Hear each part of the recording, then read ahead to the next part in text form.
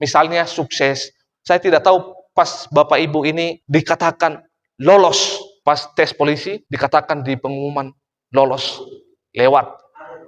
Terharu, menangis. Jadi supaya kita menjadi anak-anak Tuhan yang baik, anak-anak Tuhan yang diberkati Tuhan, yaitu yang pertama yang harus kita lakukan adalah di ayat yang ke-12, yaitu berbalik kepada Allah dengan segenap hati. Baik, selamat pagi bagi kita semuanya. Shalom. Baik, puji Tuhan, Bapak Ibu yang dikasihi oleh Tuhan, kembali saya diberikan kesempatan untuk menyampaikan renungan bagi kita pada kesempatan pagi hari ini. Baik, Bapak Ibu yang dikasihi oleh Tuhan, kita akan langsung saja membuka Alkitab kita pada pagi hari ini. Satu topik yang akan saya mau sampaikan kepada kita adalah kembali kepada Alkitab dan juga kepada Allah. Baik, kita akan buka Alkitab kita dari kitab Yoel pasal yang kedua, ayatnya yang ke-12 sampai 13. Kalau sudah menemukan, kita akan baca bersama-sama dari pasal 2 ayat yang ke-12 sampai dengan 13. Nah, di bawah satu perikop, Lembaga Alkitab Indonesia memberikan judul di sana adalah Seruan untuk Bertobat.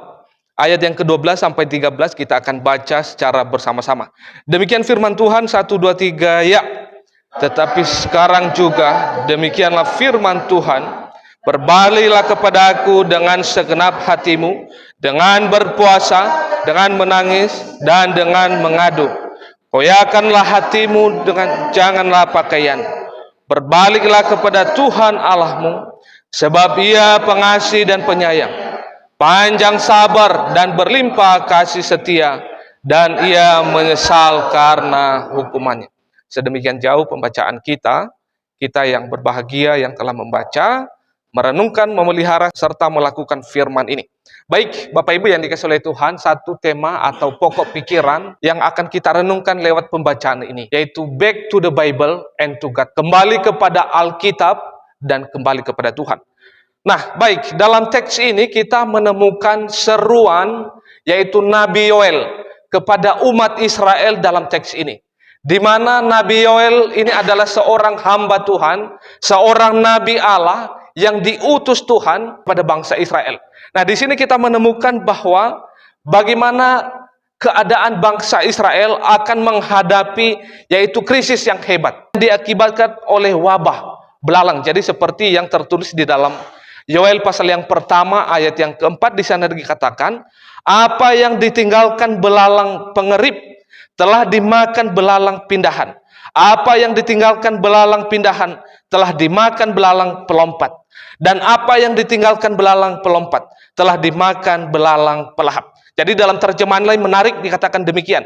Kawanan belalang yang tak terhitung, jumlahnya hingga di ladang-ladang, dan pelahap hasilnya. Apa yang disisakan kawanan yang ini dihabiskan oleh kawanan yang lain. Jadi Bapak Ibu yang dikasihi oleh Tuhan, Nabi Yoel ini adalah seorang hamba Tuhan yang diutus Tuhan untuk mengingatkan bangsa Israel, umat Tuhan, supaya mereka bertobat dan kembali kepada Allah. Firman Tuhan katakan bahwa akan mengalami kengerian, akan mengalami krisis yang hebat. Tetapi kita melihat di sini di pasal yang pertama itu, kita melihat seakan-akan Allah itu begitu kejam, seakan-akan Allah itu begitu jahat kepada umatnya. Nah, Bapak Ibu yang dikasihi oleh Tuhan, tentu ada alasan-alasan mengapa Tuhan sepertinya begitu kejam, sepertinya begitu jahat kepada umatnya. Tentu alasan yang pertama adalah karena sebagai suatu bentuk kasih dan cintanya kepada umat. Jadi, sama seperti kita sebagai orang tua, kalau kita mengasihi anak kita, misalnya anak kita jatuh di dalam dosa, sebagai orang tua yang baik pasti memberikan teguran yang baik. Memberikan teguran yang keras. Supaya apa? Supaya kembali kepada jalan yang benar. Juga dengan bangsa Israel. Dia memberikan teguran kepada umatnya supaya kembali kepada Allah. Nah, itu alasan yang pertama. Yang kedua adalah kenapa seakan-akan Allah itu begitu kejam kepada umatnya. Yang kedua adalah supaya mereka dapat melihat keajaiban Tuhan. Terus juga adalah supaya mereka bertobat dan kembali kepada Allah. Dan terlebih juga adalah supaya mereka sadar bahwa kita semua manusia atau umat itu sangat terbatas. Kita adalah manusia yang lemah. Maka Tuhan mengingatkan melalui wabah krisis yang akan terjadi di tengah-tengah bangsa Israel. Di dalam Ibrani pasal yang kedua, Ayat yang kedua dikatakan di sana bahwa setiap pelanggaran dan ketidakadilan akan mendapat balasan yang setimpal.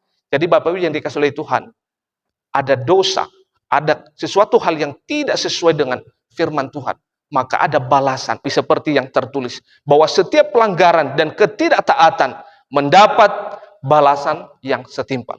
Maka dan demikian Bapak Ibu yang dikasihi oleh Tuhan, saya dan kita semua pada pagi hari ini diingatkan melalui firman Tuhan bahwa kita harus kembali kepada Allah. Nah, dengan demikian Bapak Ibu yang dikasihi oleh Tuhan, apa yang harus kita lakukan supaya kita kembali kepada Alkitab dan kembali kepada Allah? Apa yang harus kita lakukan supaya kita boleh menjadi anak-anak Tuhan yang diberkati oleh Tuhan?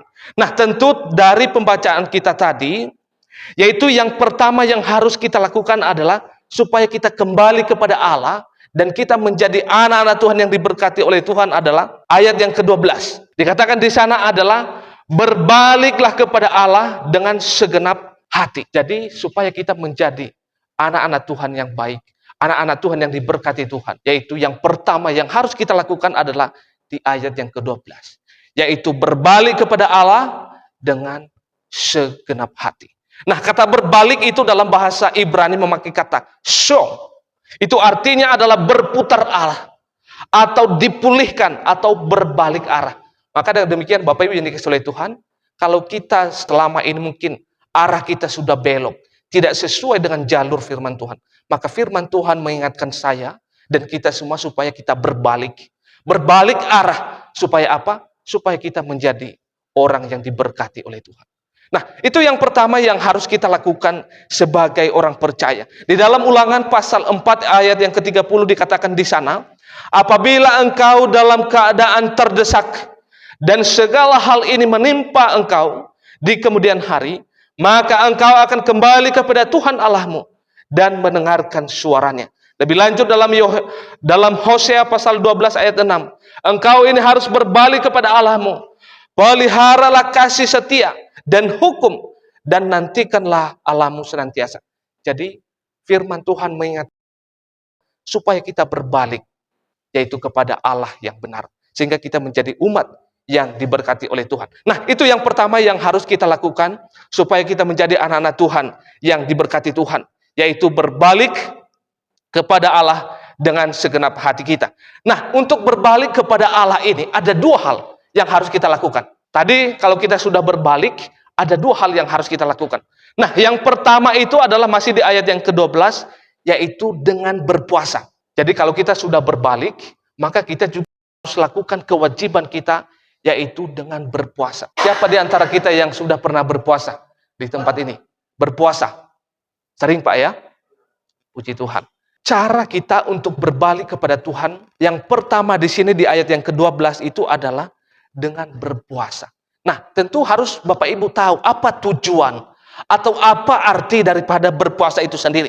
Nah, arti atau tujuan dari berpuasa itu adalah untuk merendahkan diri di hadapan Tuhan. Jadi kalau kita lihat bangsa Israel, ketika mereka bergumul, ada musuh-musuh yang besar yang mereka harus hadapi, maka mereka berpuasa di hadapan Tuhan. Sehingga musuh-musuh itu nanti mereka boleh taklukan untuk menuju tanah perjanjian. Jadi untuk berbalik kepada Tuhan yang pertama adalah dengan berpuasa. Nah, artinya juga adalah untuk berpuasa itu adalah untuk menjadikan kita peka dengan suara Tuhan melalui firman Tuhan yang kita baca atau dengarkan. Itu arti daripada berpuasa. Berpuasa juga adalah untuk menyatakan rasa syukur kita kepada Allah. Jadi itu arti daripada berpuasa. Berpuasa juga artinya adalah untuk membuat tubuh kita lebih disiplin dari keinginan-keinginan duniawi. Jadi kalau kata firman Tuhan katakan bahwa roh penurut tetapi daging lemah. Memang keinginan kita ini melakukan yang baik, tetapi daging kita kadang memberontak. Maka dengan berpuasa ini, itu artinya adalah kita mendisiplinkan diri kita dengan keinginan-keinginan dunia. Itu arti daripada berpuasa. Berpuasa juga adalah untuk menyatakan kepada Allah semua pergumulan yang ada dan memohon jawaban dari Tuhan. Jadi itu arti daripada berpuasa. Berpuasa juga artinya adalah untuk terus menjalin keintiman dengan Allah. Jadi ada begitu banyak arti daripada berpuasa itu. Dan ada begitu banyak manfaatnya. Maka kalau di saat-saat kita menghadapi pergumulan besar, menghadapi kesulitan, maka mari kita berbalik kepada Tuhan, yaitu dengan cara yang pertama adalah apa? Berpuasa. Nah, itu yang pertama. Nah, yang kedua adalah untuk berbalik kepada Allah dengan segenap hati kita. Yang kedua adalah, masih di ayat yang ke-12 tadi, adalah dengan menangis atau mengaduh atau berseru dengan sangat. Jadi, kita berbalik kepada Tuhan dengan segenap hati. Yang pertama berpuasa, dan yang kedua adalah dengan menangis, salah satu bentuk daripada emosi. Dan ini dibawa sejak lahir. Ada begitu banyak faktor orang menangis. Yang pertama itu adalah ada orang yang menangis karena duka, misalnya. Jadi ada orang yang kita kasihi atau keluarga menangis. Atau ada juga yang lebih ngeri, menangis karena diputus pacar atau ditinggal kekasih. Tapi saya percaya tidak ada di tempat ini. Amin. Jadi kita menangis mungkin, oh belum, jomblo. Masih mencari. Baik. Tapi jangan menangis karena putus cinta ya. Tapi menangis karena mungkin kita ditinggal oleh orang yang kita kasih, misalnya orang tua atau keluarga. Nah, itu adalah salah satu alasan orang menangis. Ada juga menangis adalah menangis karena sukacita. Misalnya sukses. Saya tidak tahu pas Bapak Ibu ini pas dikatakan lolos. Pas tes polisi dikatakan di pengumuman lolos, lewat. Terharu, menangis. Nah, ada orang, iya, jadi ada orang yang menangis yaitu karena sukacita. Ada juga orang yang menangis adalah karena marah. Jadi ada orang yang menangis, Bapak Ibu jangan salah, biasanya ini ibu-ibu. Dari marahnya itu biasanya memojok atau kurung diri di kamar. Nah, ada orang yang seperti itu, menangis hal yang demikian. Tetapi firman Tuhan ayat yang ke-12 itu kita perhatikan di sana. Menangis di sini artinya adalah yaitu menangis karena penderitaan, menangis karena kesulitan, menangis karena kesusahan yang berat yang begitu mendesak di dada. Jadi bukan menangis karena sukacita, bukan menangis karena putus cinta, tetapi firman Tuhan ajak kita pada pagi hari ini untuk berbalik kepada Allah itu dengan segenap hati adalah menangis karena penderitaan, menangis karena ada kesulitan, ada kesusahan yang kita alami. Jadi itu adalah berbalik kepada Allah dengan sungguh-sungguh. Yang pertama berbalik dengan berpuasa, dan juga yang kedua adalah menangis karena begitu banyak pergumulan yang mungkin tidak bisa kita selesaikan secara logika, secara manusia. Hanya Tuhan yang mampu, maka kita membutuhkan Tuhan. Kita menjalin keintiman dengan Tuhan itu dengan menangis, yaitu karena ada pergumulan. Nah, ini yang kedua yang harus kita lakukan sebagai orang percaya. Apa yang harus kita lakukan untuk kembali kepada firman dan kepada Allah, sehingga kita menjadi umat yang diberkati oleh Tuhan. Yang kedua adalah koyakanlah hatimu dan jangan pakaianmu. Berbaliklah kepada Tuhan Allahmu, sebab Ia pengasih dan penyayang, panjang sabar, berlimpah kasih setia, dan Ia menyesal karena hukumannya, di ayat yang ke-13. Jadi kebiasaan orang Israel itu, atau ciri khas daripada bangsa Israel itu, ketika mereka menghadapi pergumulan, maka jubah yang mereka pakai itu, mereka akan sobek itu. Mereka akan koyakan. Tak arti daripada mengkoyakan baju di sini artinya adalah tanda penyesalan akan dosa. Sebagai tanda yaitu merendahkan diri di hadapan Allah. Sebagai tanda yang kelihatan yang dari luar, yaitu pertobatan.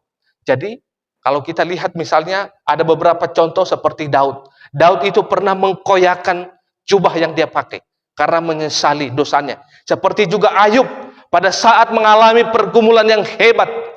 Kalau kita baca dalam Ayub, pernah mengkoyakan jubah yang dia pakai.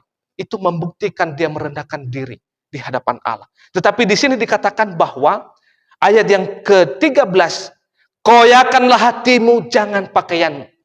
Jadi Tuhan mengajak kita, bukan baju kita yang kita dikoyakan, tetapi hati kita.